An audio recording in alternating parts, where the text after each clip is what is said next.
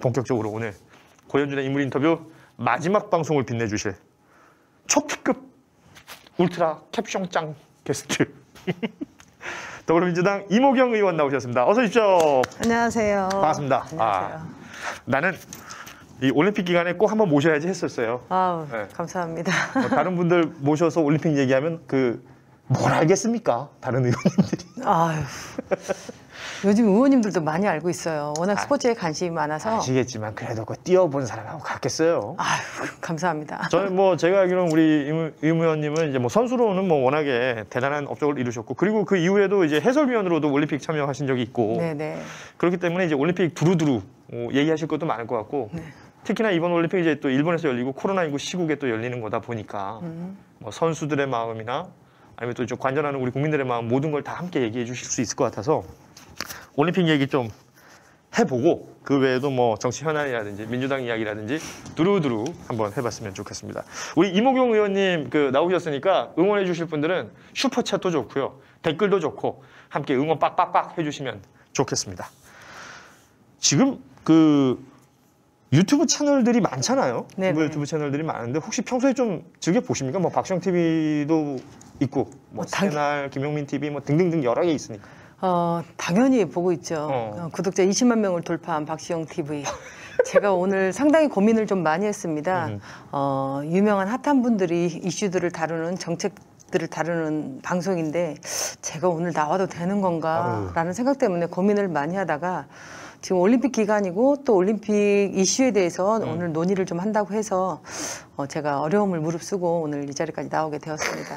그리고 인원은 어떻게 결정되는가, 박시영 대표가 책을 냈는데 출간했는데 저는 벌써 구매를 인터넷에 저한테도 카톡이 오셨기에 구매를 했습니다. 그리고 우리 보좌진들에게도 구매를 반드시 하라고 제가 부탁을 좀 드렸습니다. 제가 언젠가 이 박시영 TV에 아마 제가 처음으로 합류한 날이었을 텐데요. 그날 출연자가 정청래 의원이셨어요. 네. 그래서 끝나고 그때는 이제 막 사회적 거리두기 있기 전이니까 이 앞에 이제 삼겹살 집을 갔어요. 그때 이제 정청래 의원이 막 전화를 하니까 딱 우리 이모경 의원께서 나타나셨는데 그때 만남 이후에 지금 벌써 몇 달이 지났거든요. 오랜만에 뵈서 일단 반갑고 또 오늘 할 얘기도 많고, 올림픽 얘기가 특히나 지금 우리 선수단이 잘해주고 있는 것도 있고, 그리고 올림픽이라는 게 예전 우리가 수없이 봐왔던 올림픽하고 좀 이번 도쿄올림픽은 좀 많이 다르잖아요. 네, 그렇죠. 이런저런 이야기를 한번 해보도록 하겠습니다. 제가 일단 저번에 삼겹살집에 제가 방문을 했던 것은 우리 지역 얘기를 좀 해야 될 것 같아요. 바로 다리 하나만 건너면 그렇죠. 광명갑 지역구입니다. 그래서 제가 이제 광명갑 국회의원이다 보니까 전화가 왔을 때 다리 하나만 건너면 한 10분 안에 도착을 하더라고요. 네. 그래서 기쁜 마음으로 그때 달려왔던 기억을 다시 한번 떠올려 봤습니다. 아니, 이모경 TV를 운영하고 계시잖아요?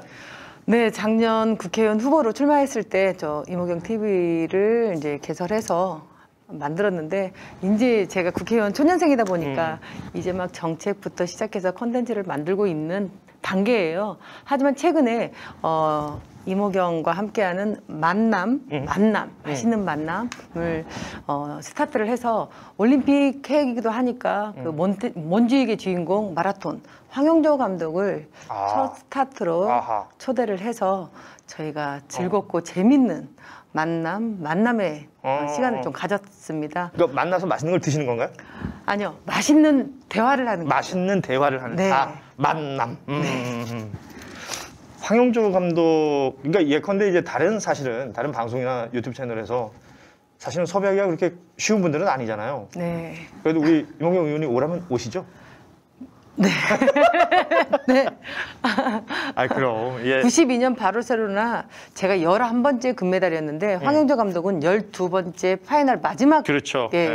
메달이었어요. 그래서 저는 11번째 금메달이어서 24시간을 채 즐거움을, 환희를 느끼지도 못하고 황영조 감독이 금메달을 획득하는 데 있어서 그 현장에 있었는데, 그 스타디움에는 대한민국이 왼쪽에 앉아있고 일본이 오른쪽에 앉아있었어요. 응원단이.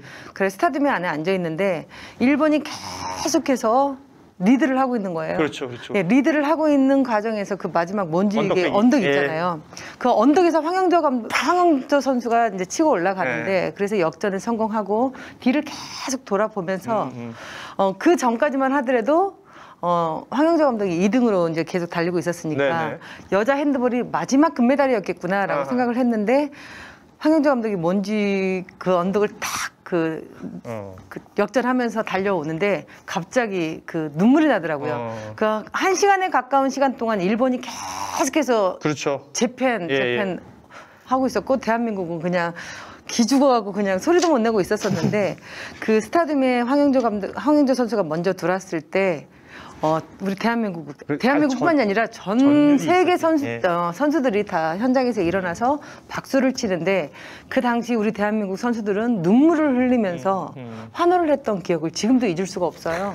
왜 아니겠어요. 네. 사실 저야 뭐 텔레비전으로 볼 수밖에 없었던 상황인데 TV로 봐도 그리고 제가 바르셀로나를 간 적이 있었는데 지금도 몬주익 가면 그 황영조 감독 그 동상 있잖아요. 이러고 있는 이게 얼마나 뿌듯한지 몰라요. 제가 유일하게 그 메달리스트, 저도 금메달리스트인데 금메달리스트 중에서 유일하게 금메달을 인정해주는 사람이 한 사람이 딱 황영조 감독이에요. 아, 그래요? 그거는 왜 그러냐면 저희가 1936년 베를린 올림픽에서 우리 송기정 선생님이 일장기를 달고 금메달을 획득했잖아요. 그리고 시상대에 올라가서 그 일장기를 보이기 싫어서 월계관으로 일장기를 가리고 고개를 숙이고 있는 그 역사적인 그 모습을 뭐 많이들 아시니까. 네, 그 역사적인 모습을 볼 때 이거를 황영조 감독이 92년 바르셀로나에서 금메달을 획득하지 않았다라면 아마 그 역사는 계속 일본 그럴 수 있죠. 네, 마라톤의 금메달로 남아있을 거예요. 그래서 황영조 감독이 참 우리 대한민국 역사적으로도 참 좋은 대단하지. 꼭 해야 될 금메달을 획득했기 때문에 유일하게 제가 인정을 해줍니다. 그렇군요. 자, 이게 뭐 아무래도 그 레전드들끼리는 이제 통하는 게 또 있으시니까 아무래도 그럴 것 같고 일단 뭐 우리 이모경 의원 나오셨으니까 핸드볼 얘기 안 할 수 없고요. 네. 오늘 일본 이겼어요. 네, 한일전만큼은 반드시 승리했으면 했는데 제가 오늘 경기도당에서 운영위원회가 있었는데 운영위원회를 하면서 제가 조금 농땡이를 피웠습니다. 그 계속 TV 중계를 보면서 보셔야지. 네, 보면서 제가 운영위원회를 참가했는데 후배 선수들 보시면 그러니까 사실 1차전 노르웨이한테 이제 지고 덴마크에게도 패하고 그러니까 이게 우리나라 국민들이 그런 게 있거든요. 뭐 양궁 그럼 뭐 당연히 금메달 따는 줄 알고 있고 뭐 핸드볼도 일정 수준 이상은 항상 한다라는 걸 그렇게 생각을 해요. 그러니까 되게 얄미운 게 뭐냐면 올림픽 때 아니면 핸드볼 쳐다도 안 보다가 올림픽 되면 또 이렇게 막 하는 게 있잖아요. 근데 첫 편에 이제 노르웨이한테 지고 나서는 뭐랄까 약간 관심에서 밀리는 것 같아요. 오늘 일본이랑 한다 그러니까 또 보게 되더라고요. 그 선수들 마음을 또 누구보다 잘 아실 테니까 말씀해 주신 대로 한일전이랑은 확실히 다르죠? 당연히 다르죠. 그 첫 경기 노르웨이는 세계 랭킹 1위예요. 1위니까. 예, 그리고 네덜란드는 2019년 세계 선수권대회 우승팀이에요. 그렇기 때문에 최강 팀하고 저희가 이제 스타트를 끊게 되었는데 오늘이 세 번째 경기였는데 특히 이번에 저희가 올림픽 출전하기 전에 많은 일들이 있었잖아요. 독도 지표 문제부터 시작해서 그렇죠. 네, 방사능 문제부터 많은 일들이 있었는데 하나도 꺾이는 게 없고 양보하지를 않더라고요. 일본에서. 네, 그래서 저는 원래 지금 현장에 가 있어야 돼요. 그런데 일본을 가는 것도 기분이 나쁘더라고요. 내가 우리 원화를 들고 일본에 가서 돈을 쓰기가 싫은 거예요. 무슨 마음이 충분히 이해돼요. 제가 이제 국회의원 배지를 달고 거기까지 가서 우리 대한민국 원화를 가지고 거기서 사용을 한다는 게 화가 나더라고요. 그래서 한 푼도 보태주기 싫은 거지. 네, 한 푼도 보태기가 싫어서 제가 원래 19일 날 출국인데 출국하지 않았어요. 그리고 현지에서 제가 이제 응원을 하고 지금 오늘은 원내대표단들을 해서 영상을 찍어서 선수들에게 이제 보내는 또 영상을 만들었고 내일은 응원 영상. 네, 내일은 이제 최고위원 회의에 들어가서 또 최고위원들의 영상도 해서 선수들에게 이제 영상을 보내려고 하는데 제 마음은 한일전만큼은 반드시 승리했으면 좋겠다라는 생각을 갖고 있는데 꼭 핸드볼이 아니라 제가 눈물을 참 많이 흘렸던 이번 올림픽 도쿄올림픽을 보면서 양궁 남자 단체전 준결승이었습니다. 일본하고 할 때. 네, 연장전까지 갔죠. 그렇죠. 일본이 9점을 쏘면 우리가 10점을 쏘고 또 한국이 9점을 쏘면 일본이 10점을 쓰고 진짜 계속해서 네, 그래서 동점 상황에서 연장전까지 갔을 때 마지막 우리 막내가 김재덕. 아. 네, 김재덕 코리아 파이팅을 외치는 이 김재덕 선수를 보면서 눈물이 나더라고요. 그러면서 2.4cm를 쏘았을 때 간역을 돌파했을 때 이 심장이 한 발 한 발 슈팅을 쏠 때마다 양궁 선수들이 그 쏠 때마다 그 심장이 뛰었거든요. 그래서 눈을 막 가리고 있고 막 현장에 있는 그런 느낌. 그런데 막내 김재덕 선수가 2.4cm를 쏘았을 때 저도 모르게 막 그 눈물을 흘리면서 손을 번쩍 들었던. 우리는 뭐 네. 우리는 한국 사람이니까 또. 그리고 네. 또 여자 양궁 같은 경우는 또 단체전 같은 경우는 88년 서울올림픽을 시작해서 지금 33년간 저희가 9회 연속 우승했거든요. 그러니까 이건 대단한 역사예요. 단체전 생기고는 우리나라 말고 딴 나라 금메달 딴 적이 없는 거예요. 여자 네. 단체는. 항상 그 양궁은 도망을 가고 있잖아요. 도망자예요. 추격해오는 사람들이 너무 많으니까. 그래서 항상 너무나 부담스럽고 힘들고 어깨가 무거울 텐데 그 무거운 책임을 다 항상 대회 때마다 올림픽 때마다 그거를 다 이겨내고 금메달을 획득하는 모습을 봤을 때 진짜 큰 박수를 쳐줘야 된다고 봅니다. 진짜 대단합니다. 우리 선수들이 그 지금 현장에서 보여주고 있는 모습은 뭐 항상 뭐 어제 축구도 그렇고 뭐 보고 있으면 막 그냥 기분 좋아지잖아요. 그리고 또 이게 지금 코로나19 시국이다 보니까 또 사회적 거리두기도 있고 올림픽 개막하기 전까지는 뭐 그냥 그닥 관심이 없었어요, 솔직히. 그리고 개막식 지나고 올림픽 하는 게 또 보게 되더라고요. 아무튼 오늘 이모경 의원 모셨기 때문에 올림픽 이야기를 이렇게 여러 번 해봤습니다. 일단 그 얘기 좀 해볼게요. 이제 국회의원 되신 지 1년 조금 넘었잖아요. 네. 그러니까 의원 되기 전에 내가 생각했던 국회의원과 또 직접 해보니까 다른 게 분명히 있으실 것 같은데요. 어떻습니까? 저에게 선수, 지도자 이모경이 좋냐, 국회의원이 좋냐라는 질문들을 주위에서도 많이 해요. 참 밖에서 볼 때는 국회의원이 너무나 좋은 직업인 줄 알았습니다. 그냥 국회의원 배지를 달면 모든 걸 다 이루는 곳인 줄 알았죠. 그런데 저는 다시 저에게 택하라고 하면 저는 선수, 지도자 이모경을 택할 것 같아요.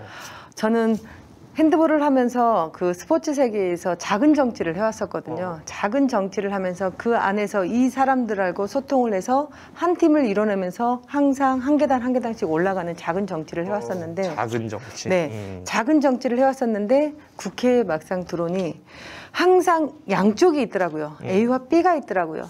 나는 분명히 현장의 목소리를 경청해서 A 쪽 분명히 좋은 일을 한다고 법안을 냈는데도 제 법안 하나에도 반드시 양극화가 있더라고요. 그렇지. 뭐가 있으면 이제 이해관계가 또 다 결합이 되니까. 네. 그리고 또 힘든 거는 무엇이냐면 나의 의도는 A인데 내 의도와는 상관하지 않고 B로 가는 언론에서 표출되는 노출되는 그러한 내 기분하고 내 마음과는 다르게 가는 그런 모습을 볼 때 정치는 참으로 힘든 거더라고요. 그런데 성격 자체가 워낙 긍정적이라서 작은 정치를 해왔기 때문에 나는 국회의원 배지를 달았지만 이제는 큰 정치를 해야 되겠다. 작은 정치를 모르고 큰 정치를 하는 것보다 또 큰 정치를 알고 작은 정치를 모르면 안 될 것 같은 거예요. 그래서 다행히도 저는 연습을 해왔다라는 거죠. 이 훈련을 걸쳐서 이제는 큰 정치를 하는데 성격이 긍정적이고 또 상대를 좀 배려할 줄 아는 성격을 갖고 있다 보니 대통령을 방문하는 청와대를 방문을 한 적이 있어요. 근데 문재인 대통령께서 이런 말을 하시더라고요. 사진을 찍으려고 하는데 고생이 많으십니다. 항상 응원하고 있어요. 제가 이렇게 말씀을 드렸더니 우리 임 의원은 체질인 것 같습니다. 저한테 이렇게 말씀을 하시더라고요. 국회의원이 체질인 것 같다? 네, 그래서 아닙니다. 너무 힘들어요. 라고 말씀을 드렸었는데 제가 감히 지금 코로나19 이 시국에서 어떻게 국민들에게 힘들다고 하겠어요. 참 1년 동안 앞만 보고 달려왔고 저에게 주어진 이 배지의 값어치를 제가 100%가 아닌 200%를 해내야 된다라는 그런 지금 마음으로 지금 하고 있습니다. 하긴 사실은 그 1년 남짓한 그 의원의 시간이 결국은 어찌 보면 그 배지의 무게를 느끼는 시간일 수도 있겠어요. 뭐 저야 뭐 그런 걸 안 해봐서 잘 모르겠습니다만 아무튼 우리 이모경 의원 그러니까 활동이라는 걸 하게 되면 거기에 대한 뭐랄까 결과, 성과 이런 것들도 이제 나오잖아요. 네. 그러니까 여기 보니까 대한민국 헌정대상 수상자가 되셨더라고. 아니 이거는 저 국회의원님은 다 받는 겁니까? 그렇진 않죠? 그렇지는 않아요. 네. 그러니까 제가 살아오는 과정이 반드시 노력을 하면 결과를 만들어내는 이제 그런 삶을 좀 살아왔는데 정치가 그렇더라고요. 국회에 들어왔을 때 뭐 동물국회, 식물국회 이런 말만 하고 일도 안 하는 국회인 줄 알았는데 막상 돌아보니 너무나 일이 많고 진짜 일을 하기 위해서 이 안에 들어와 있는 그런 느낌이었었어요. 그런데 제가 민원이나 만약에 현장에 가서 어떠한 얘기를 들었을 때 문제점이 있다라면 저는 바로 그거를 스피디하게 해결을 해야 하는 그런 추진력을 좀 갖고 있는 편인데 네네네. 제가 국회에 와서 장점이 있다라면 그런 추진력. 이 사람들이 현장에 가서 경청을 하면 반드시 그거를 메모해서 그 안에서 답을 찾아내는 좀 제가 전략 전술을 좀 가지고 있더라고요. 그러니까 제가 작은 정치를 했다라는 게 네. 제가 어릴 적부터 해왔던 그 하나하나를 잊지 않고 그 안에서 전략 전술을 제 걸로 만들어서 지금 국회의원이 돼서 현장의 목소리를 듣고 경청하고 제가 그거에 맞게 이제 법안도 발의하고 일을 진행하고 있는데 일사천리하게 좀 빠르게 좀 하는 편이에요. 그래서 지금 79개의 법안을 냈는데 제가 79개? 네, 79개의 법안을 냈는데 26개가 통과가 되었어요. 그래서 33% 통과율을 이제 3분의 1이네요, 진짜. 보였는데 저는 헌정 대상을 받는 게 좋은 게 아니고 제가 1등을 하는 게 좋은 게 아니더라고요. 제가 과거에는 그러네, 초선 중에 1위네요. 예, 저는 제가 1등을 하는 게 법안은 1등을 하는 게 좋은 게 아니라 내 법안이 진짜 이 국민에게 얼마나 필요하고 네, 효과적으로 쓰여질까 저는 이러한 게 저한테는 큰 과제이고 숙제이기 때문에 그 내셨던 법안 중에 가장 그래도 이거 뿌듯하다, 통과돼서 가장 뿌듯하다 싶은 건 뭐가 있어요? 꼭 제가 이제 문체위에 있다 보니까 문체위 법안뿐만이 아니라 저 여러 가지를 많이 다뤄요. 하지만 중점적으로 제 상임위가 문체위다 보니 문체위 법안을 좀 많이 제가 다루는 편인데 저희가 과거 이제 심석기 선수 사건부터 시작해서 현장에서 일들이 많이 일어나잖아요.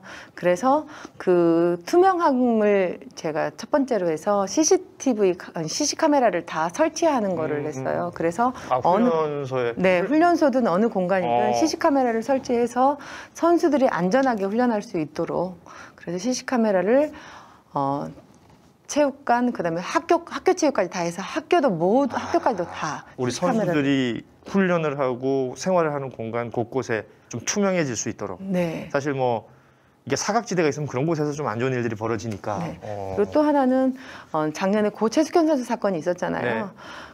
지도자들이 지금 현장에 다 배치되어 있지만 이 지도자들이 과거 어떠한 일들을 범죄를 저질렀는지를 몰라요. 그래서 징계 정보 시스템을 제가 또 이제 법안을 내어서 그걸 사전에는 확인을 못했나 네, 보죠. 그래서 징계 정보 시스템 모든 정보가 다 이제 기록이 남아 있는 거죠. 그럼 그렇게 남아 있으면 해외를 나가거나 또 이 팀에서 제명을 당해서 다른 팀으로 공모를 내지 못하도록 그런 징계 정보 시스템 또 법안을 좀 만들어서 아니 그러니까 이게 현장을 아시고 그리고 앞서 말씀하신 것처럼 어떤 그 뭐 지역구가 또 있으시니까 지역 가서 이야기를 들으시면 다 메모하셔가지고 그 속도감이라는 게 중요하잖아요. 네. 그 지역에서도 민원을 내시는 분들은 내가 이렇게 의원을 만나서 말을 하면 이게 뭔가 고쳐지는 게 느껴져야지 또 그 기분이 좋아지는 거니까 그런 부분에 대한 추진력은 기본적으로 가지고 계신가 보네요.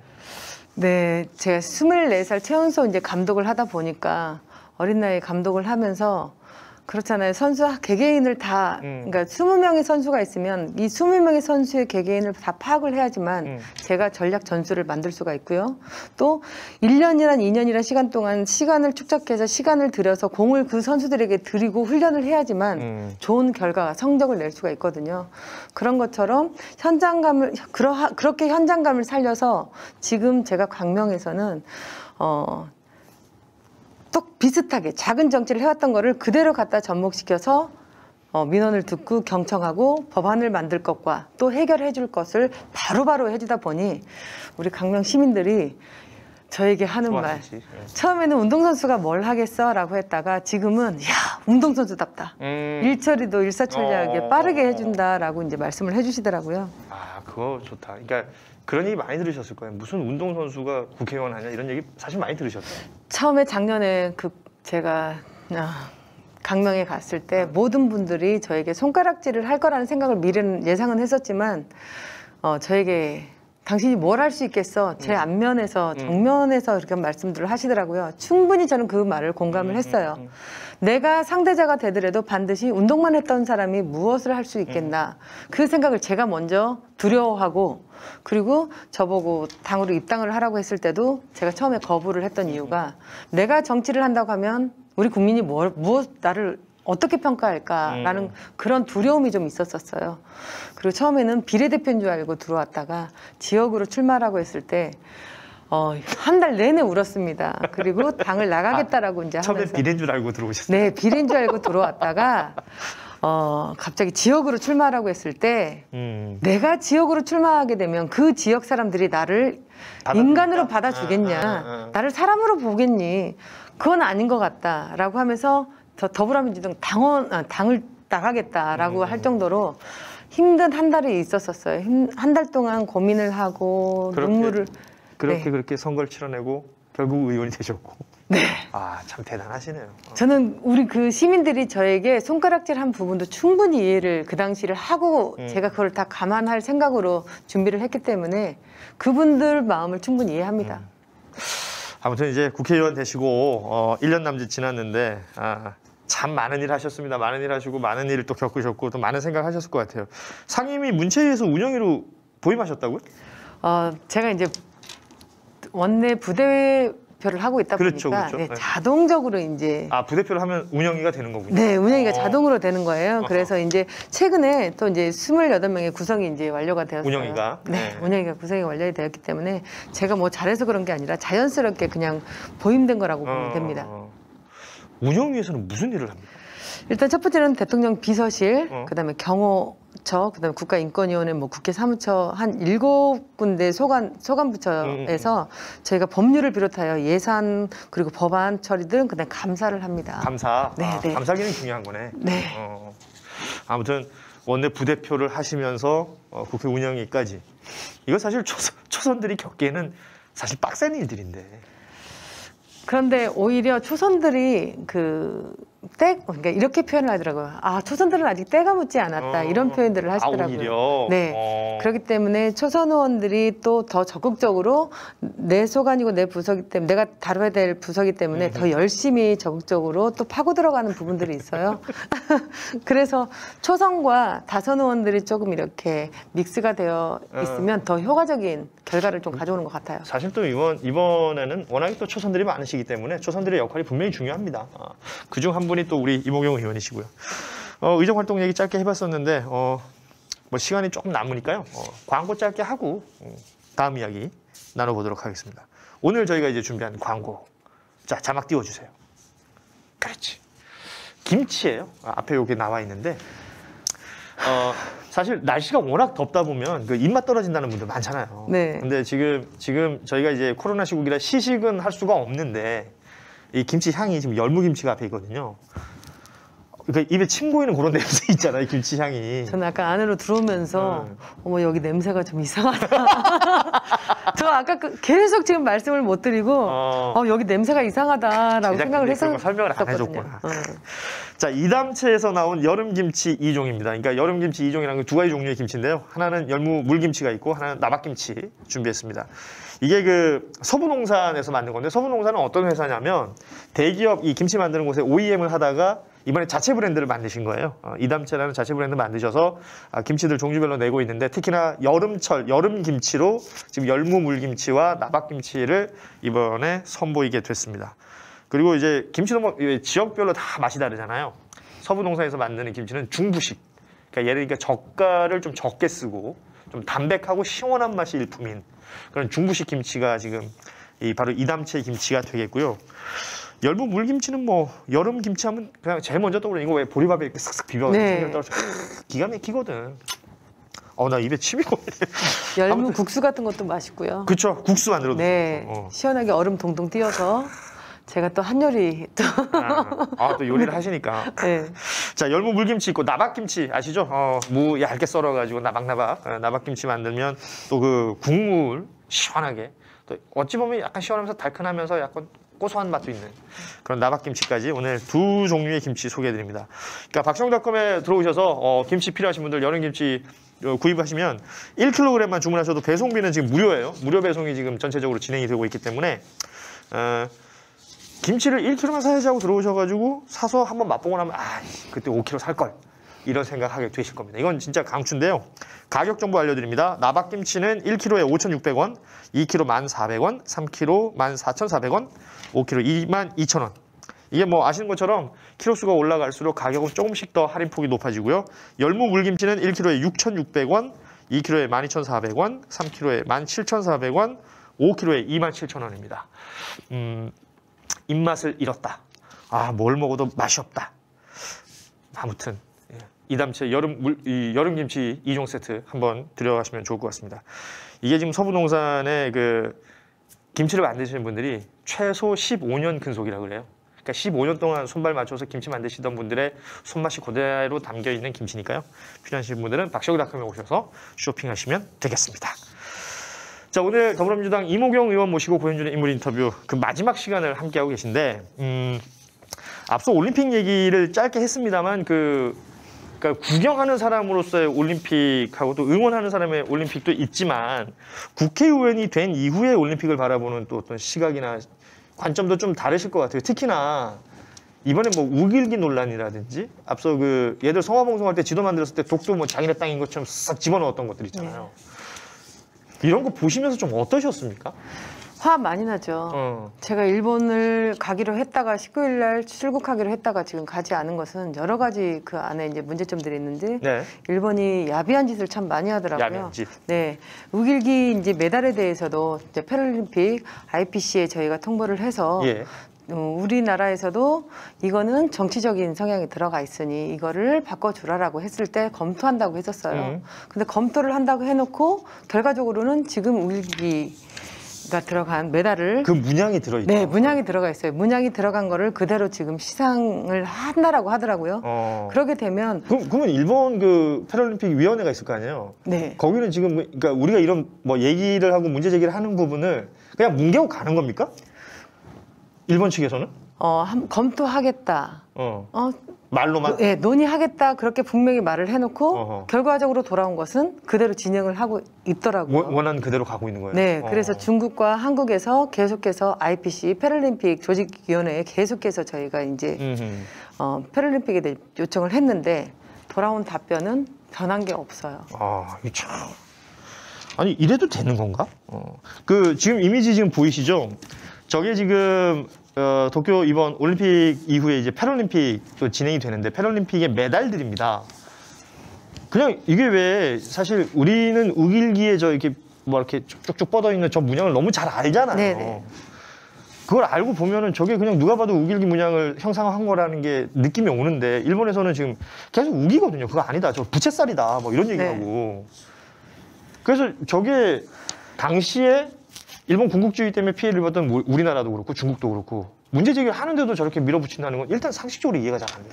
그러니까 일본의 이제 꼼수라고 볼 수 있는 거죠. 이번에 2020 도쿄올림픽에서 좀 강화된 징계가 있어요. 거기에 정치적, 종교적, 인종적, 차별적 뭐 세레머니를 하지 말아라.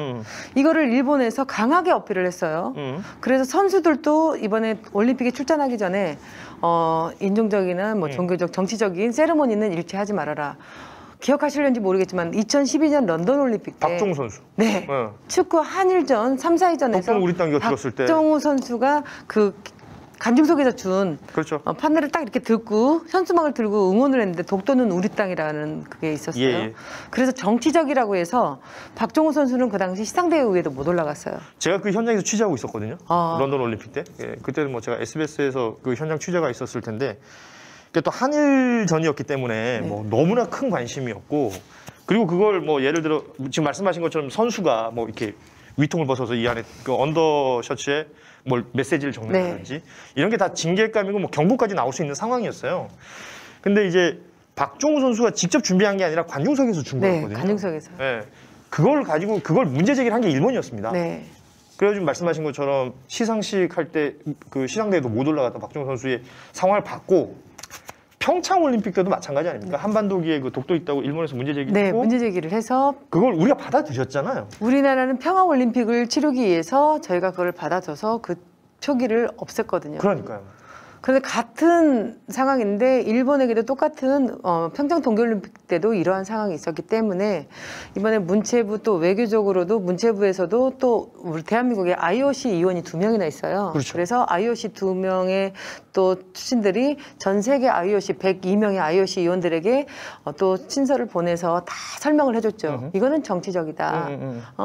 그래서 이건 반드시 표에서 삭제를 해야 된다라고 했고 또 올림피언 또 올림픽에 출전한 올림피언 멤버들이 대한민국에서 또 IOC에게 또 일본 또 올림픽 조직위원회에게도 서신을 보냈죠. 예. 이거는 정치적이다. 올림피언으로서 진짜 규탄한다라는 서신을 다 보냈는데도 일본은 끔찍도 하지 않더라고요. 야, 이게 근데 사실 일본은 뭐 그래요. 말씀하신 대로 꼼수 뭐 이런 걸 할 수 있는데 그럼 그걸 중재해야 되는 게 IOC 아니에요? 국제올림픽위원회? 네, 맞아요. IOC가 난 좀 이해하기 힘든 방향. 왜냐면 평창 때는 그렇게 해놓고 그 독도 똑같은 거잖아요.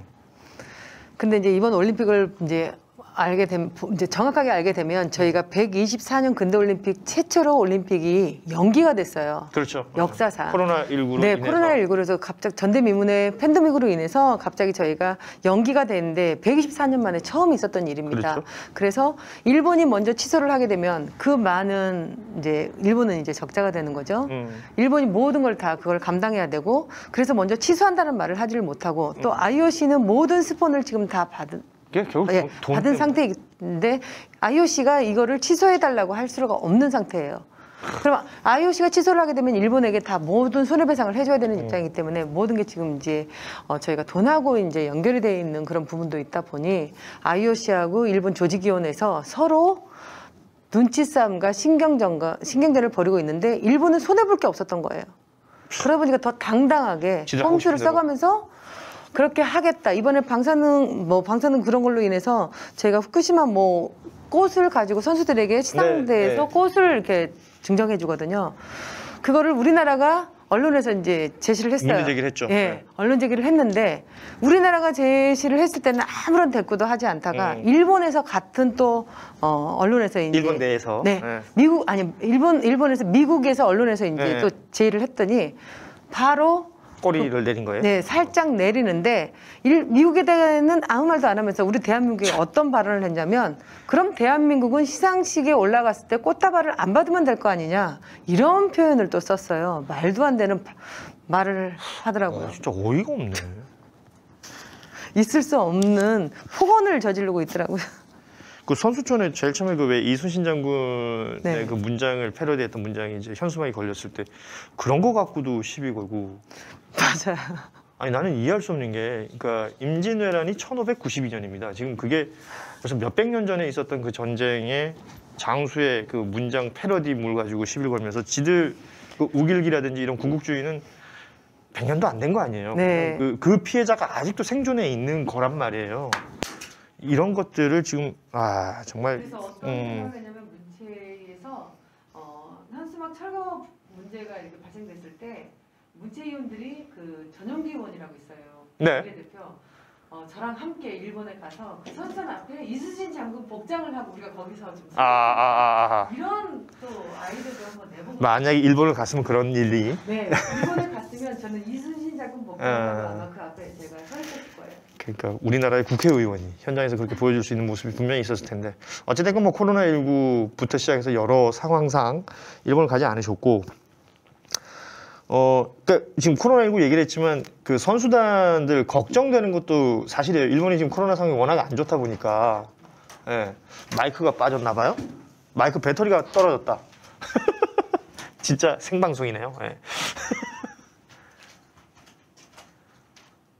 밑에 빠졌어요 여기 자 여러분 잠시 우리 이복용 의원께서 마이크를 좀 교체하는 시간이 필요합니다. 조금만 기다려 주십시오. 지금 댓글에 마이크 바로 마이크 소리 안 나니까 바로 저렇게 지적을 해주시네요. 마이크 테스트 한번 해볼게요. 나오나요? 네, 나옵니다. 자, 뭐 일본 얘기를 하면 사실 그 열불나고 화나는 이야기도 많지만 그곳에 가 있는 우리 선수단 그리고 이제 뭐 현지에 사실 뭐 방송사들이 지금 중계를 하고 있습니다만 현지 취재 인원은 최소화했고 그 중계 방송을 현장에서 지금 못 하고 있어요. 이게 다 한국에서 들어온 영상 가지고 중계 방송하는 경우들이 더 많거든요. 이런 상황들까지 보고 있는데 걱정스러운 건 우리 선수들의 안전이죠. 네, 선수촌 안에서 뭐 확진자 나왔다는 얘기도 있고. 네, 지금 확진자가 이제 관계자까지 해서 160명 정도가 지금 나왔다고 하는데 진짜 제가 염려스러운 게 안전한 이제 올림픽이었으면 좋겠다라는 네. 이제 그런 말들을 했습니다. 하지만 또 그거에 맞춰서 우리 대한민국은 코리아 하우스 호텔 하나를 빌려서 선수들에게 직접 도시락을 만들어서 그렇죠. 네, 직접 다 도시락을 이렇게 주지만 근데 이제 문제점이 무엇이냐면 선수들에게는 다 지도자들에게 나눠주고 있는데 우리 기자들이나 또 언론 쪽에다는 저희가 다 그거를 다 제공을 못 하니까 좀 어려움이 좀 현재도 많이 있는 것 같습니다. 그 오늘 아까 저 댓글 중에 오늘 류은희 선수 대단했어요라고 하길래 류은 이러고 봤더니 핸드볼 선수네요. 후배시잖아요. 네.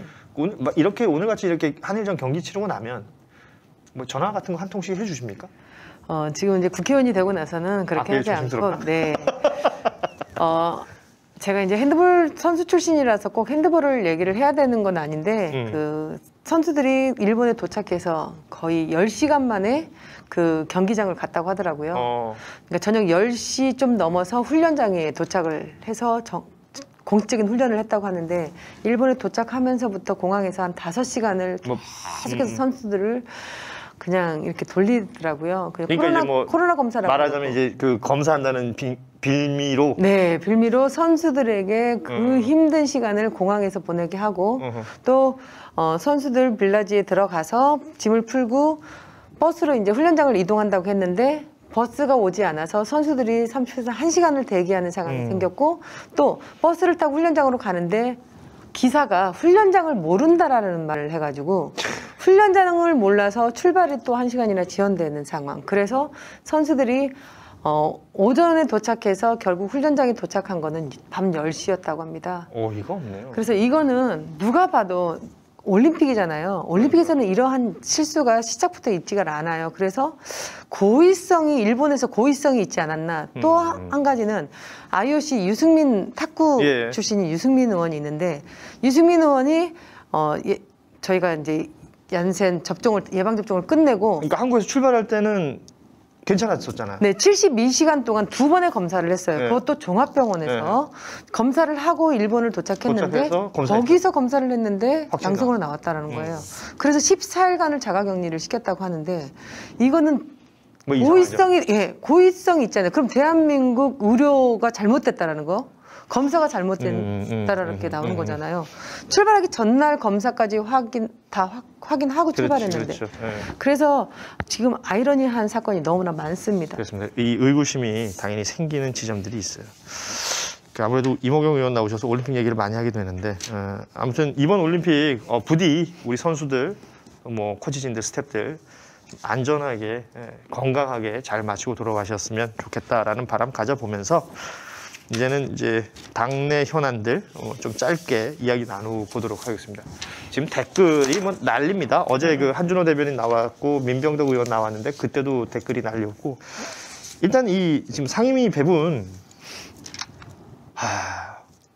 그러니까 어찌 됐건 지금 민주당 내에서 이 상임위 배분이라는 건 뜨거운 감자인 거는 틀림이 없죠. 네, 그렇습니다.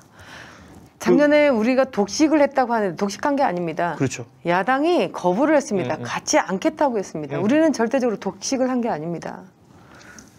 아니 그러면 지금 이제 가장 중요한 건 이제 법사위 얘기가 계속 나오니까 이 법사위를 그러니까 내년 대선이 끝이 나면 후반기 국회에 있어서 하반기 국회에 있어서 법사위를 야당이 넘겨준다라고 뉴스에 나오고 있다 보니 그러면 이제 민주당 안에서 그 의총이라는 게 있었을 것이고 의총에서 누가 찬성했냐 누가 반대했냐 지금 SNS에 막 이 사람 찬성했대 이 사람 반대했대 뭐 이건 지금 난리잖아요. 네.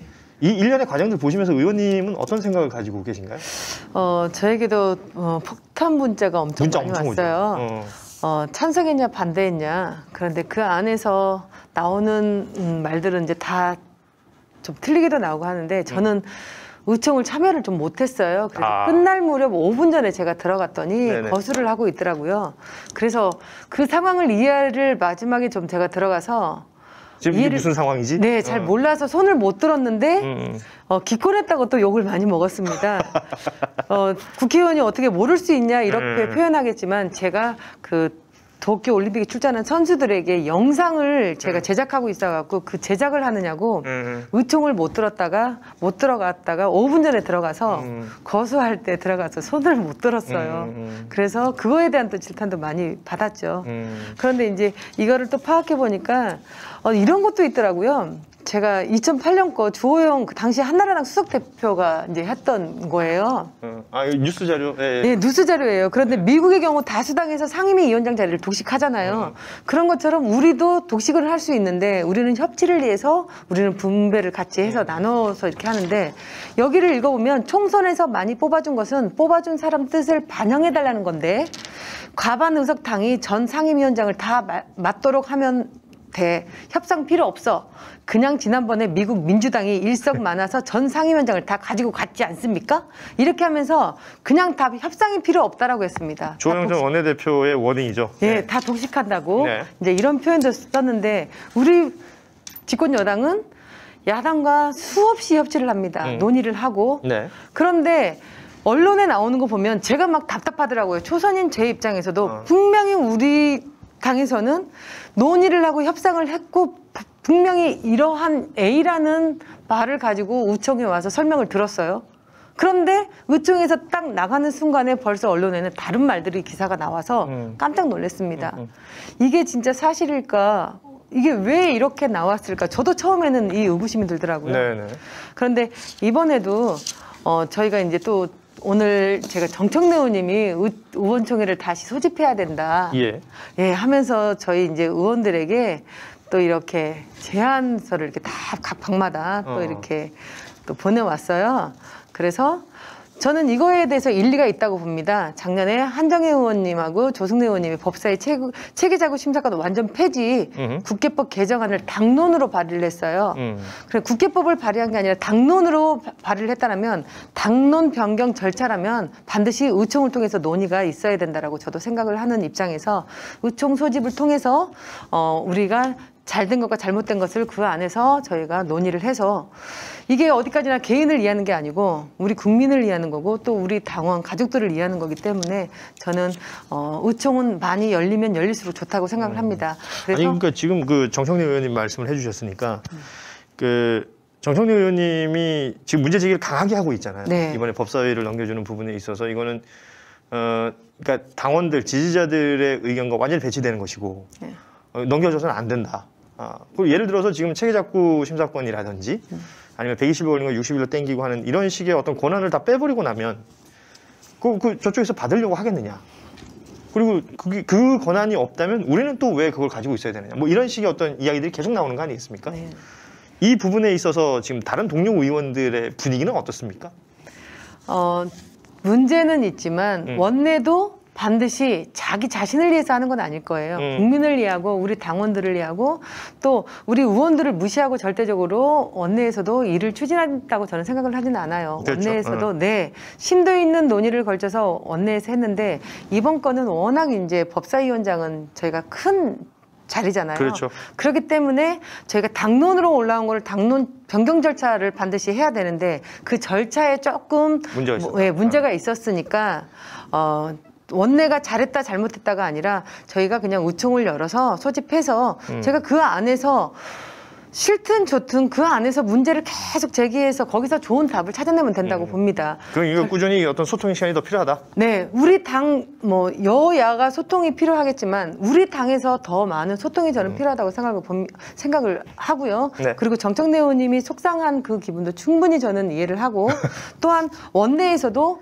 충분히 지금 심적으로 많이 힘들어하는 것도 알고 있어요. 원내 또한도 심도 있는 논의 없이 결정을 내리지는 않을 것 같아요. 그렇겠죠. 저도 뭐 원내 부대표로 있지만 저희에게 절차가 있었던 건 아니에요. 원내하고 당 대표하고 이제 최고위원들하고 어떻게 일이 이제 네. 진행이 된 걸로 알고 있는데 저도 이제 합의했다라는 합의문만 저도 통보를 받고 뒤늦게 갔더니 이제 그러한 사안들이 벌어졌는데 이것 또한도 서로 우리 당끼리 그 의원들끼리 막 치고받고 하면서 한 계단 성장하고 또 국민을 이게 이해하는 거라고 봐요. 그래서 너무나 나쁘게만 봐주지 않았으면 좋겠고 또 이러한 문제점을 조금만 더 시간을 가지고 좀 지켜봐 주셨으면 좋겠고 법사위권으로 당원들과 지지자들이 걱정하고 우려하는 목소리 충분히 저도 공감을 하고 있습니다. 네. 지금 말씀하신 것처럼 지금 이런 어떤 뭐랄까 약간 좀 삐그덕거리면서 이제 소리가 커지고 있는 이 상황, 네. 소란스러워 있는 상황이 또 하나의 과정이다라는 게 우리 이모경 의원님의 말씀인데 좋아요. 그러면 이제 뭐 시간이 거의 다 됐기 때문에요. 지금 이제 원내 부대표시기 때문에 네. 지금 이제 대선 주자들 캠프에 지금 어떻게 참여를 하실 수 있는 건가요? 저는 이제 제가 또 체육특별위원장까지를 맡고 있어요. 그래서 직책을 좀 여러 가지를 맡고 있다 보니 제가 대놓고 참여를 할 수가 없습니다. 경선 캠프에 참여는 못하고. 네. 그리고 마음속으로는 그 뭐가 정해져 있습니까? 참 이분과 이분을 합쳐놓으면 참 베스트겠다라는 생각은 하고 있어요. 이분과 이분이 합쳐지면 네. 참 베스트겠다. 그러면 누가 대선 후보로 와도 이길 수 있겠다라는 생각을 합니다. 하지만 지금 6분 대선 후보로 저 이제 경선을 치르고 있는데 너무나 존경스럽고 훌륭한 분들이라고 저는 생각을 해요. 아니 근데 뭐 그렇죠. 그런데 경선 사실 좀 시끄럽기도 하고 뭐 그런데 지금 뭐 원팀 협약식이라는 것까지 했잖아요. 네. 근데 네거티브 너무 심하게 가는 건 아니냐. 그래서 오히려 이거 나중에 이 상처 어떻게 극복하려고 그러느냐. 뭐 이런 목소리들도 있습니다. 우리 당일지언정 경선에서 조금의 네거티브가 없으면 국민들도 관심을 안 가질 것 같아요. 그러니까 어느 정도는 시끄러워야 된다. 네. 지금 우리 당내에서 네거티브는 조금 있어야 된다고 보고 좀 시끄러움 속에서 그 안에서 모든 게 밝혀지면서 저희가 더 큰 자리를 올라갈 수 있을 것 같아요. 그 어느 정도면 좋겠는데 이게 네. 너무 심해지면 오히려 이제 그 정책 경쟁이 아니라 네거티브만 계속 부각되다 보면 언론이 사실은 그런 거 좋아하잖아요. 그러다 보면 오히려 이 유권자들의 어떤 열기가 식는달까요? 뭐 이런 어떤 우려들도 있잖아요. 팩트에 근거해서 네거티브라면 예방접종 차원에서 저는 좀 더 해도 되지만 너무나 가열된 건 아마 그 선안에서 다 6분이 조절을 좀 해주실 거라고 봅니다. 하긴 본선 가면 꼭 또 나올 얘기들이긴 네. 본선에서 나오기 전에 먼저 예방접종을 한번 치른다고 생각하시면 더 흥미로 봐주시면 좋을 것 같습니다. 예방접종. 네. 예방접종. 좋아요. 오늘 이모경 의원님하고 시간을 함께 했었는데 지금 그 얘기 좀 해주세요. 지금 이제 선거인단 2차 모집이 8월 3일까지죠? 네. 네. 어떻게 1차 때 그 뜨거운 열기보다는 좀 많이 식었다라는 얘기를 많이 하시더라고요. 네, 그런 것 같습니다. 1차 때는 저도 흥미롭더라고요. 그때 76만 넘었으니까. 네, 저도 이렇게 보는데 흥미롭고 또 이제 참여를 하려고 하는 선거인단이 참 많았어요. 그런데 이제 지금은 저희가 찾아가서 참여해 주십시오. 또 문자를 보내면서 참여해 주십시오라고 이제 요청을 더 드리고 있는 상태예요. 마지막까지 또 함께 참여해서 또 뭐 국민의 심판을 받는 게 더 효과적이라고 봅니다, 저는. 아무튼 그러니까 민주당 선거인단 지금 모집이 8월 3일까지 2차 모집이 지금 진행이 되고 있는데 관심을 많이 가져주시면 좋겠다는 생각이 들고 지금 뭐 이 방송을 보시는 분들은 또 민주당을 좋아하시는 분들이 거의 대부분이기 때문에요. 우리 이모경 의원이 오늘 쭉 출연하셨고 뭐 안타깝게도 고현준의 인물 인터뷰 마지막 게스트가 되시기 때문에 오늘 어떠셨는지 소감 한 말씀하고 또 방송 마치면서 우리 그 지지해 주시는 분들 또 당원분들에게 한 말씀 남겨주시면 좋겠습니다. 박시영 TV에 불러주셔서 대단히 저는 영광이고 감사하고 제가 진짜 오기 전까지 고민을 참 많이 했었는데 제가 여기 나와도 되는 건가 할 정도로 좋은 방송에 불러주셔서 영광입니다. 그리고 감사합니다. 그리고 제가 우리 당원들 또 지지자들에게 시원한 답변을 또 해드리지 못한 것 같아서 죄송스럽기도 합니다. 초선이다 보니까 지금 더 큰 그림을 그리기 위해서 지금 지켜보고 있는 입장입니다. 하지만 제 생각을 다 숨기지는 않습니다. 제가 반드시 나서야 할 자리는 나서서 국민을 대변하는 그런 정치인으로 성장하기 위해서 노력하고 있으니까 조금만 더 지켜봐 주시고요. 누구도 예상하지 못했던 코로나 팬데믹 시간이 길어지고 있습니다. 함께 힘내서 견뎌내면 반드시 기쁨의 날, 영광의 날이 오리라 저는 믿습니다. 저는 그 지그지글러의 그 행동하는 2%가 행동하지 않는 98%를 지배할 수 있다. 이 단어를 너무 좋아해요. 그래서 저는 국회에서도 발로 뛰는 2% 정치인이 되도록 노력하겠습니다. 멋있다. 다른 분은 모르겠는데 이모경 의원께서 발로 뛴다 그러니까 진짜 엄청나게 뛰실 것 같아요. 자, 오늘 고현준의 인물 인터뷰 이모경 의원과의 시간을 함께했습니다. 오늘 방송 앞서도 알려드렸습니다만 예고를 해드렸습니다만 이제 마지막 시간이 되고요. 다음 주는 박시영 TV가 전체적으로 휴가 기간입니다. 그리고 그 다음 주 8월 둘째 주부터는 그러니까 8월 9일부터가 되겠죠. 그 대선 전국에 맞는 박시영 TV의 개편이 진행되니까요. 그 부분도 많이 관심 가져주시고 애정을 가져주시면 좋겠습니다. 오늘 고인물 시간은 마무리하고요. 내일 저녁 7시에 박시영 TV는 또 라이브로 돌아오겠습니다. 함께해 주신 이모경 의원님 고맙습니다. 감사합니다. 시청해 주신 여러분 고맙습니다. 그리고 슈퍼챗 보내주신 분들 몇 분 계신데 소개를 좀 해드리고 방송 마칠게요. 예, 2분 계시군요. 이승원님, 이현정님 고맙습니다. 오늘 방송 마치겠습니다. 감사합니다.